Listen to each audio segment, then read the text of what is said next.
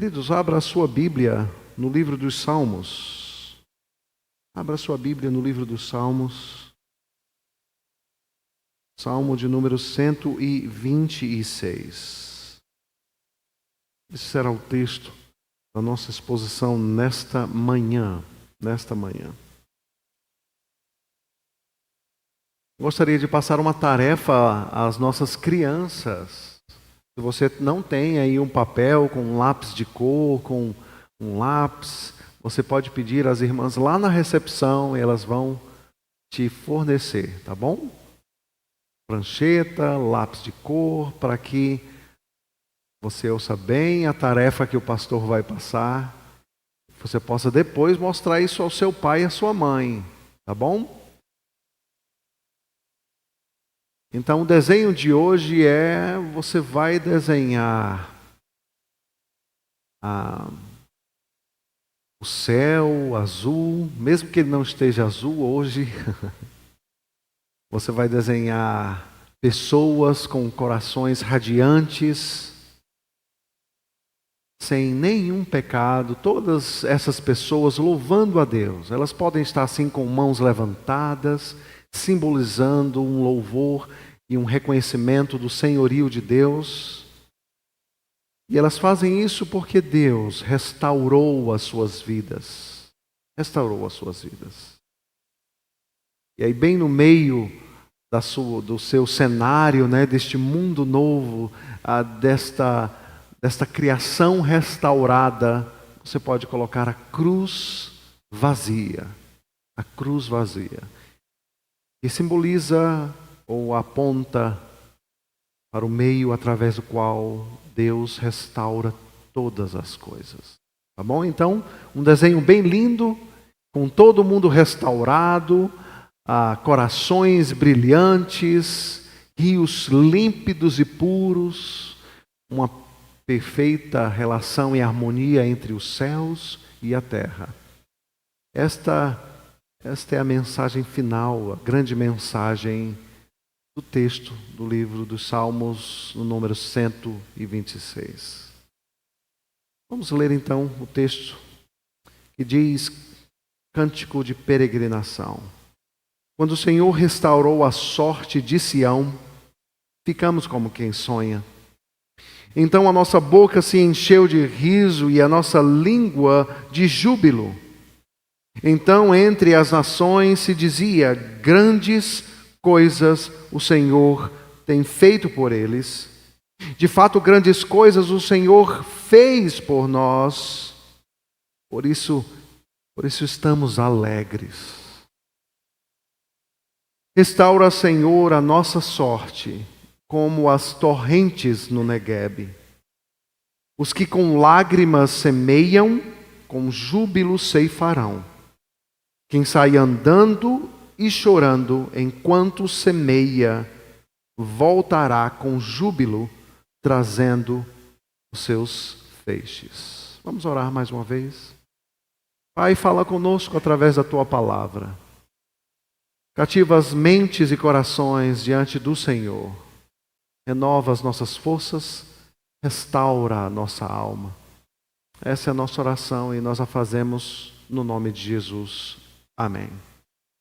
Eu não sei se você já assistiu alguma vez aqueles programas de TVs de canais fechados, onde pessoas, homens, experts, têm a habilidade de restaurar coisas que estão completamente degradadas. Eu gosto muito de assistir esses programas, como alguém pega um carro completamente destruído, ou um artefato antigo completamente degradado, e depois de muito trabalho, você tem algo completamente restaurado. É interessante que restaurar coisas faz parte da realidade em que vivemos. Pessoas restauram coisas. Governos talvez possam trabalhar para restaurar estradas, monumentos, praças, de uma forma que restaurar é algo que foi dado por Deus a nós, a habilidade de buscar restaurar coisas. A prática da restauração é uma prática que começa de uma forma interessante na queda do homem. As coisas, elas não deveriam ser restauradas porque elas foram criadas para reluzir e espelhar a glória e o poder de Deus.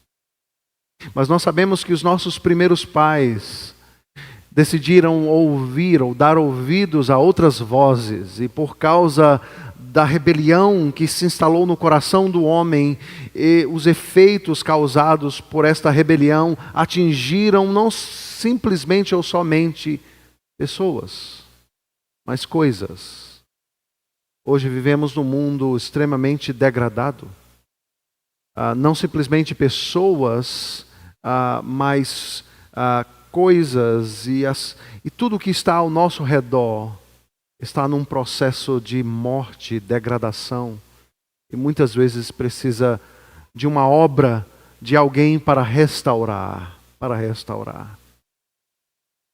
Mas não é simplesmente artefatos, carros, casas, rodovias, pontes e monumentos que precisam ser restauradas. Aquilo que ocasionou toda a quebradeira e todo o mal que se propagou na face da terra desde então tem a ver com algo que acontece no nosso coração. Quando o pecado se instalou no nosso coração, isso nos fez inimigos de Deus. Naturalmente, o homem se rebela contra as coisas de Deus. Precisamos de restauração. O texto que nós acabamos de ler nos fala ou nos apresenta o Deus que restaura. O Deus que é especialista em restaurar pessoas, corações. E não simplesmente pessoas, mas a Escritura Sagrada nos dá a certeza e a convicção de que um dia os céus e a terra serão restaurados. O último livro da Bíblia, o livro do Apocalipse, nos fala de que haverá um novo céu e uma nova terra. E a ideia que aparece ali no livro do Apocalipse não é de um céu etéreo, mas é a ideia ou a mensagem de que este mundo tocado e destruído e manchado e corrompido pelo poder da rebelião dos nossos primeiros pais será completamente restaurado. Completamente restaurado. Este salmo em específico foi escrito num período muito particular do povo de Deus. Ele é escrito como consequência de uma grande restauração.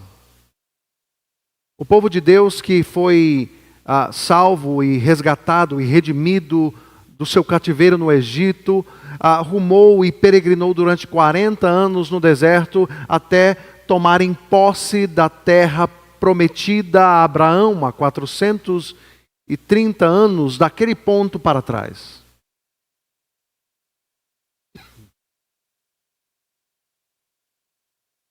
O povo possuiu a terra prometida, uma terra que manava leite e mel, uma terra próspera. E a prosperidade da terra corrompeu mais uma vez o coração do povo de Deus. E é interessante que nas últimas instruções dadas ao povo de Deus, através de Moisés, no livro do Deuteronômio, fala a respeito do cuidado que eles deveriam ter, porque eles estariam entrando numa terra muito próspera e eles iriam prosperar literalmente em termos de recursos. E a palavra de Deus é: tomem cuidado para que o coração de vocês não se corrompa e vocês não se afastem do Deus que libertou vocês. Deus, ao longo dos anos, ao longo das décadas, levanta homens, profetas, para trazer a mensagem ao seu povo, e essa mensagem era uma mensagem contínua, porque continuamente o povo estava fazendo aquilo que desagradava a Deus, se afastando dos seus caminhos. Até que Deus levanta o seu servo, e o povo de Deus ele é advertido de que eles seriam invadidos, e em 3 fases distintas, tudo o que eles haviam construído e conquistado seria completamente destruído.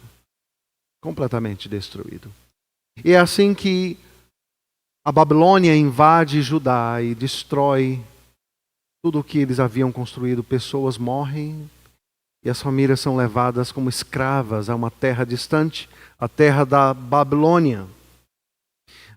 Se você abrir a sua Bíblia, alguns salmos para frente, algumas páginas para frente, no Salmo 137, nós podemos ler ali algo que é resultado daquilo que estava no coração do povo depois de muito tempo neste cativeiro na Babilônia. Eles escreveram: às margens dos rios da Babilônia, nós nos assentávamos e chorávamos, lembrando-nos de Sião.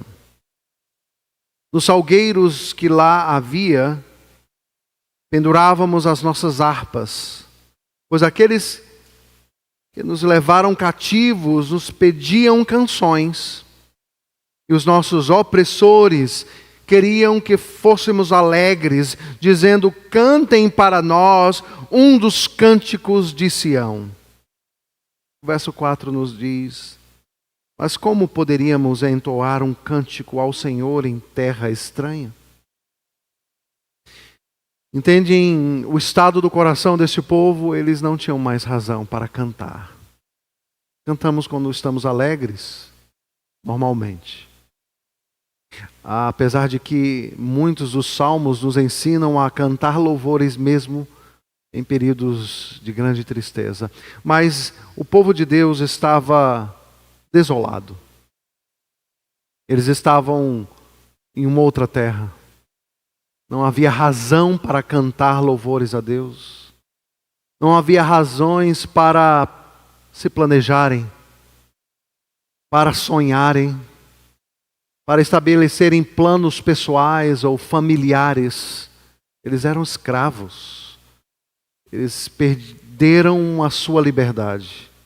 O bem mais precioso, um dos bens mais preciosos do ser humano, a liberdade. Eles não tinham capacidade mais de viver a vida assim como seres humanos normais podem viver. Mas algo extraordinário aconteceu na vida deste povo. E o Senhor conduziu a história da forma como conduz a história, e de forma providencial eles foram libertos. E eles retornaram para a sua terra, para a sua terra natal.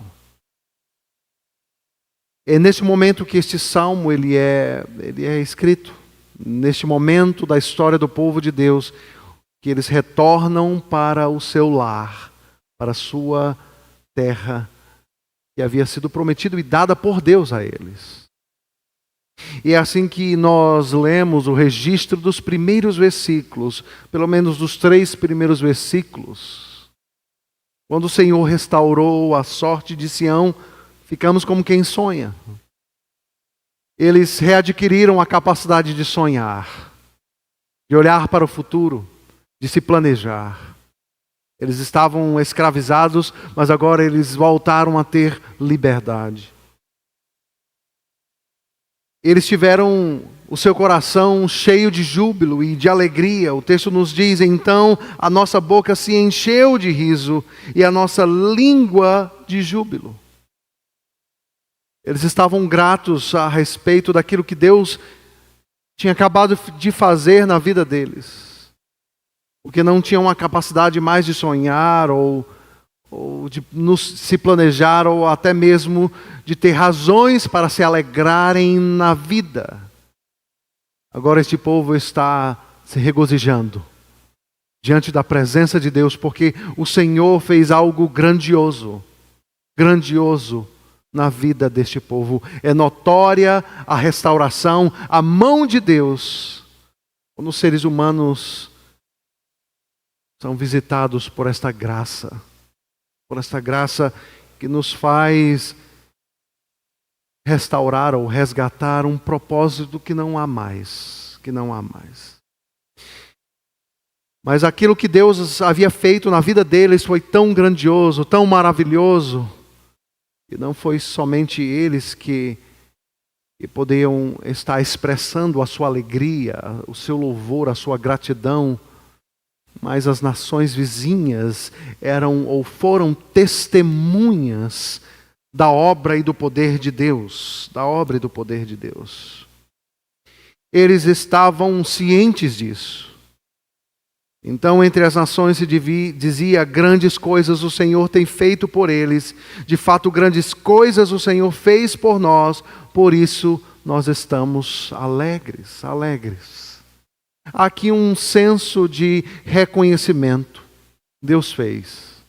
Há aqui um senso de que Deus, de fato, interviu na história deles. E os resgatou, e os redimiu, e os restaurou. E os trouxe de volta para o seu lar. Este evento no Antigo Testamento se constitui em um dos maiores eventos, ou pelo menos o segundo maior evento de redenção de todo o Antigo Testamento. Ao lado da libertação que eles tiveram do Egito. Isso traz um significado para toda a história da redenção. Isso tem um significado para gerações vindouras. Pois eles cantavam e traziam à sua memória aquilo que Deus havia feito por eles. Nós estamos aqui nessa manhã. E eu sei que cada um de nós carrega uma história. Uma história que, por certo, tem a mão de Deus. Alguns podem contar histórias dramáticas de como você veio para o Evangelho, como Deus resgatou a sua vida, por onde você estava caminhando e agora onde você está.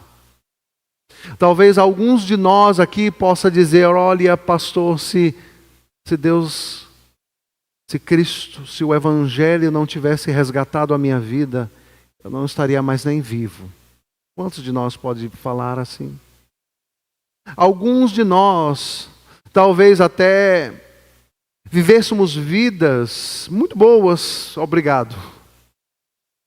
Não aquelas vidas de pessoas que talvez estejam vivendo em situações calamitosas, com privações e toda sorte de necessidades físicas, emocionais e qualquer outro tipo de necessidade.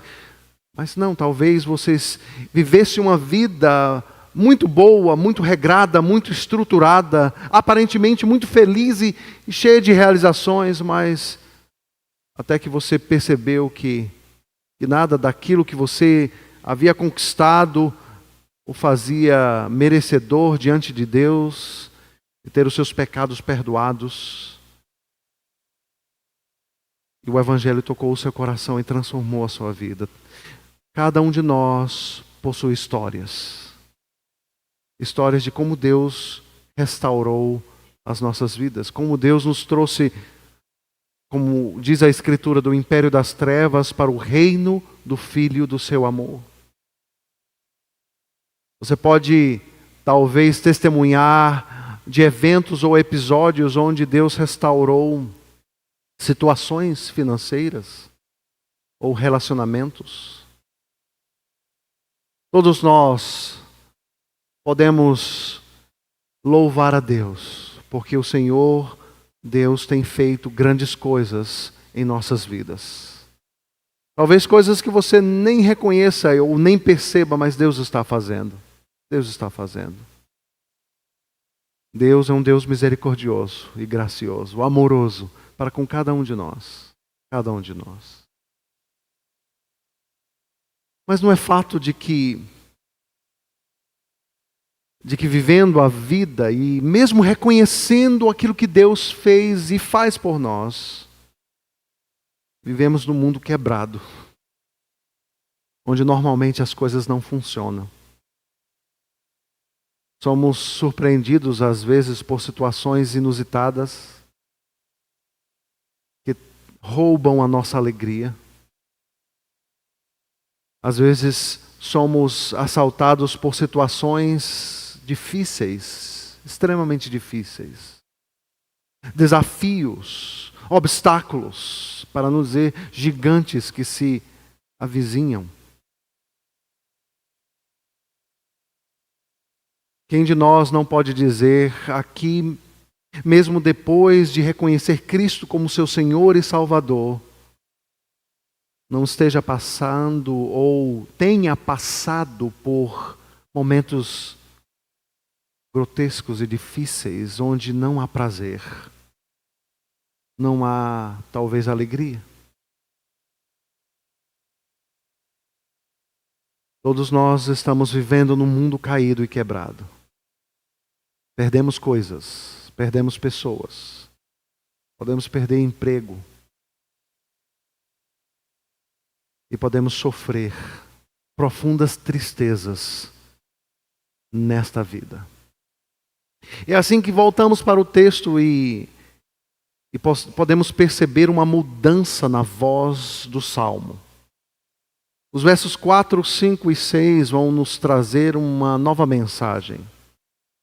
Os 3 primeiros versículos ressaltam um povo que é grato pelo que Deus fez. Eles não estavam reclamando, eles estavam louvando e reconhecendo que Deus havia feito grandes coisas no meio deles. Eles foram restaurados, o Deus da aliança, o Deus fiel, o Deus que não os abandonou, o Deus que os disciplinou, mas Deus não os abandonou. Mas agora eles estão diante de novos desafios, novos obstáculos, dificuldades da vida real quebrada. E é assim que nós somos lançados à segunda parte deste salmo. E somos lançados a uma espécie de oração por avivamento. O que nós lemos aqui a partir do verso 4 é um pedido legítimo para que o Senhor nosso Deus, o Deus do povo de Judá, o Deus de Israel, novamente pudesse restaurar a sorte deles, a vida deles.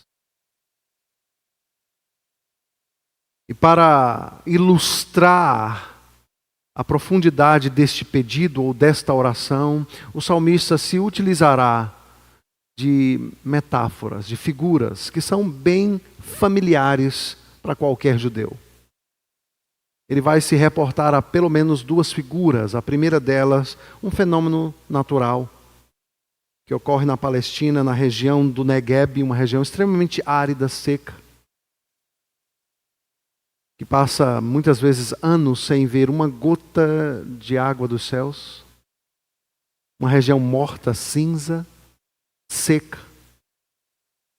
O salmista então diz: restaura, Senhor, a nossa sorte, como as torrentes no Negueb. Restaura, Senhor, a nossa sorte. Aqui uma alusão ao Deus da aliança, ao Deus chamado Yahvé. O Deus que tem um pacto, uma aliança com este povo.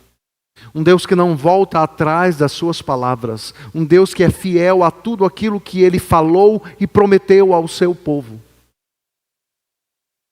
Aqui uma autêntica oração por avivamento, por restauração. Eles precisam do Senhor. Eles precisam do Senhor. Eles reconheceram aquilo que Deus fez a eles no passado. Mas eles precisam de algo para o momento em que eles estão passando ou enfrentando.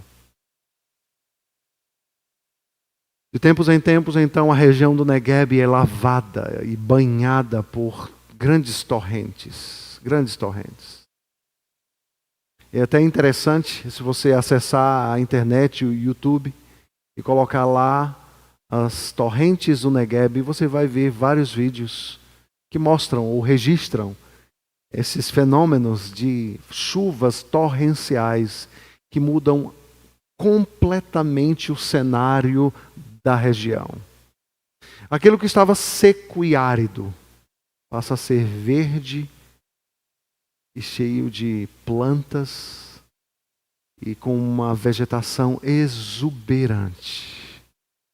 Uma figura vívida, clara, concreta, assim como os autores bíblicos usam coisas muito simples e claras do dia a dia para marcar um ponto. A alma está seca. Eles precisam de Deus. Eles precisam desta visita do Senhor no coração deles, na vida deles, para enfrentar aquilo que eles estão enfrentando. Os livros de Neemias, o livro de Ageu, os profetas nos mostram as dificuldades e obstáculos que o povo teve para reconstruir a sua vida e também para reconstruir o templo em Jerusalém. Restaura, Senhor, a nossa sorte, como as torrentes no Negueb. Restaura, Senhor. Ele se utiliza de uma outra figura, e essa outra figura é de um agricultor beduíno que lança à terra sementes, esperando que a água caia do céu e haja vida e florescer. A segunda figura diz: os que com lágrimas semeiam, com júbilo ceifarão. Esta é uma linguagem da agricultura.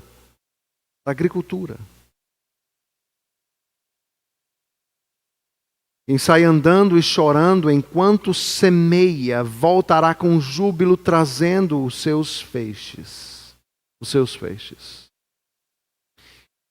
Essa segunda figura do agricultor beduíno que lança à terra a sua semente, ela traz muitos ensinamentos a cada um de nós. A primeira figura, a torrente lá no Negueb, ergue as mãos para os céus e clama ao Senhor para que o Senhor restaure a vida, o ânimo, o vigor, a força, a fé, para eles continuarem a viver. Mas a segunda figura nos lança diante de uma realidade, de uma promessa que é real. Porque a figura diz: os que com lágrimas semeiam. Ela diz também: quem sai andando e chorando enquanto semeia.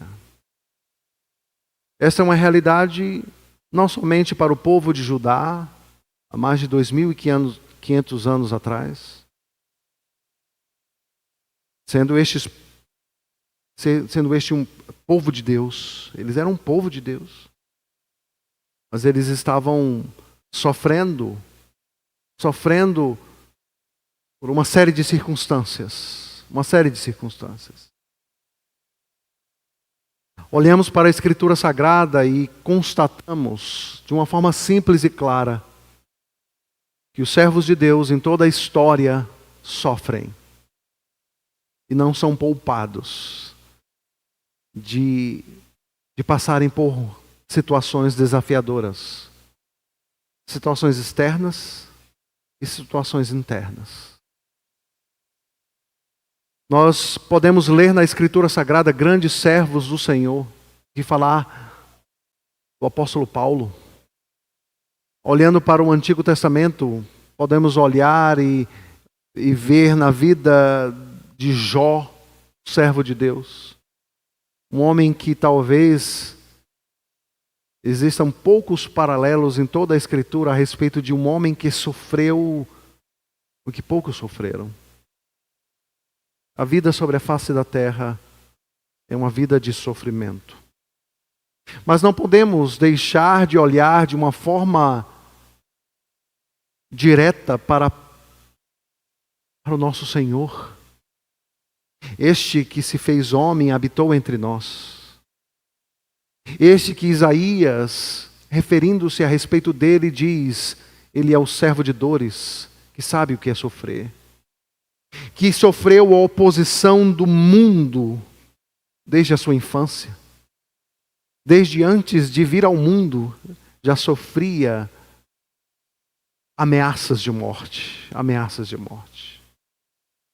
Sofreu entre crianças, entre adolescentes e jovens, como homem. O seu ministério foi marcado pelo sofrimento.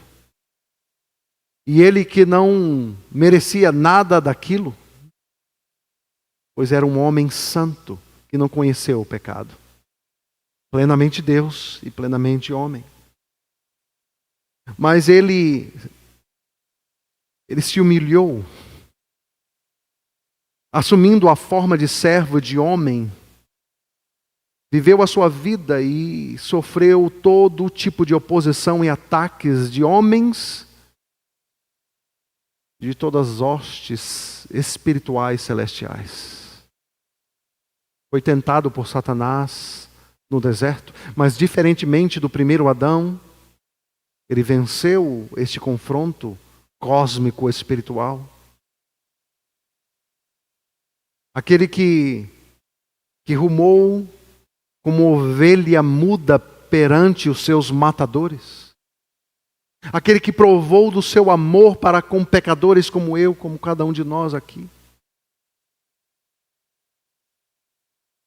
Aquele que foi humilhado, torturado e crucificado para que pecadores fossem perdoados. Um dos filmes que muito me tocaram foi o filme produzido por Mel Gibson, A Paixão de Cristo.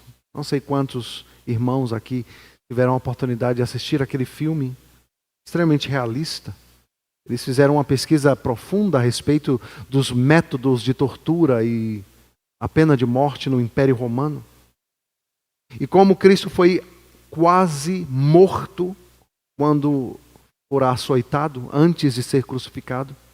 O chicote romano era capaz de dilacerar a carne humana e trazer à exposição os ossos de uma pessoa, dada a brutalidade com que lhe era aplicado. Mas uma das cenas que mais me tocaram no filme foi a cena do momento da crucificação. Quando ele é crucificado, quando os pregos enormes traspassam as suas mãos e os seus pés. Mas antes de ter esses pregos traspassados nas suas mãos e pés, ele é amarrado na cruz, e a cruz tomba com ele. E a cruz cai para um lado e ele cai para um outro lado. E aquela cena para mim foi extremamente forte, porque eu acredito que Mel Gibson capturou muito bem o que significava o momento da cruz. E o momento que mais me tirou emoções foi o momento em que, ao cair no chão, a cruz para um lado e Cristo para o outro, ele se rasteja para a cruz. E os soldados romanos olham e dizem: que estranho. Parece que ele está buscando a cruz. Ele não está fugindo da cruz. Ele não está fugindo da morte. Ele está buscando a cruz, a morte. E nós sabemos que isso é verdade. Ele tinha um propósito na vida. Um homem de dores e sofrimento, que sabe o que é sofrer. O seu suplício e toda a sua morte, toda a sua dor, melhor dizendo. Morte de cruz, que não deu a ele absolutamente nem um momento de alívio de dor, porque morte da cruz Ela não dá nenhum momento de alívio da dor, mas a pior dor, por certo, não foi a física. Mesmo que ela tenha sido extenuante, grotesca. A pior morte, a pior dor, foi que ele carregou na cruz todos os meus pecados, todos os seus pecados, todos os pecados dos crentes, do povo de Deus em toda a história da humanidade. Tudo o que nós fazemos e sabemos que é pecado, estava sendo lançado na cruz. E ele clama da cruz: Deus meu, por que me desamparaste? Quem sai andando e chorando enquanto semeia, voltará com júbilo trazendo os seus feixes. Nós cremos que essa segunda imagem reflete ou aponta para a pessoa de Cristo, mesmo sendo esta escrita muito antes da vinda de Cristo sobre a face da terra. Ele é o agricultor beduíno que lançará semente em terra, a mensagem do Evangelho. É ele que sairá andando e chorando enquanto semeia, mas colherá os feixes. Mas voltará com um júbilo trazendo os feixes. Mas existe uma implicação que toca a minha vida e a sua vida. Sofreremos nessa vida. Choraremos nessa vida. Passaremos por agrúrias, dificuldades, lutas, tristezas, frustrações, decepções, dores, tentações e provações.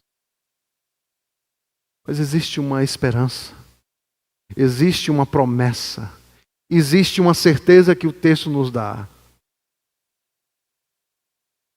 Voltaremos com júbilo, trazendo os feixes. Fomos alcançados por tamanha graça e amor. Se o nosso mestre sofreu, não sofrerão os seus filhos, os seus discípulos, a sua igreja? Sim, sofreremos. Mas assim como o nosso Senhor e Salvador e Mestre rumou do sofrimento para a glória do porvir, assim a sua igreja triunfa ao longo dos séculos para voltar com júbilo, trazendo os seus feixes. Essa é a mensagem do Salmo 126 para todos nós.